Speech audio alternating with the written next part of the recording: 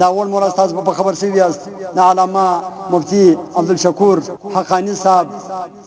په دومره بې دردۍ باندې شهید کی چې قصدن غاډي کول او قصدن هغه باندې په غاډي کې د شي کې غاډي د خپل کال چلول دی 15 کسان به بل غاډي سپاري 15 سره بچاوس مولانا سردار علي صاحب دې دغه رقم په غاډي باندې شهید د زموږ د علماء او شهادتونه په قسم قسم تر کو باندې کول من عاد لولي فقد ظنه بالحرب چې دی علم تو خالد دشمنی وکي الله جل جلاله دا غته د جنگ په اعلان باندې دی او ظالم چې قتل کړي چې ته پنچا پر راخه او ته میشن پر راخه او ته نور تکلیف ورسې نو آیا دا سړی به د جنت مخ وویني او کبدا په دنیا کې به آباد نو دا رقم خلق چې علما او ته ضرر رسي علما او ته تکلیف رسي او علما قتل کوي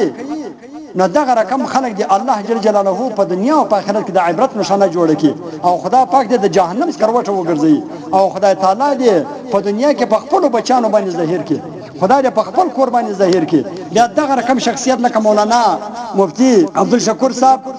زما دا یقین دی کوم په نیم پاکستان باندې دا رقم سړی پیدا شي یا د سیاست فلاره یا د علمیت فلاره یا د جذبیه فلاره یا د شسړی توپ فلاره دا په نیمه پاکستان کې زما د خدا فضا قسم ان شاء الله کبه د اسلام پیدا اشه ظالم ته دی وټک شوم کې بس د یوې ګولې شوم کې چې دا رقم شخصیت بیا په پاکستان باندې نه پیدا کیږي نو خدای تعالی خو دې د لاسر در کینسر کړ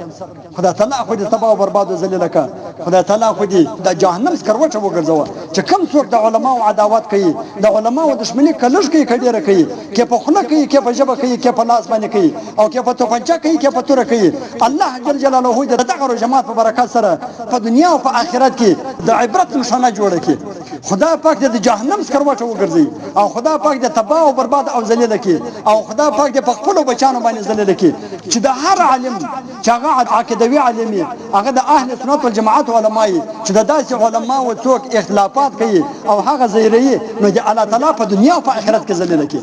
خدا پاک دې په دنیا او په آخرت ذلیل کړي یاره علما او دغه بد سره کړی دي چې پتا مور خور پیژندل ده علما دا بد سره کړی دي ظالم چې پتا شو بد پیژندل دي علما دا بد سره کړی دي چې د حلال او حرام نه پوکړي علما دا بد سره کړی دي چې د ماینه او د مور طریقې شوول ده علما دا بد سره کړی دي چې د خپل غاړه د دښنه کړی دي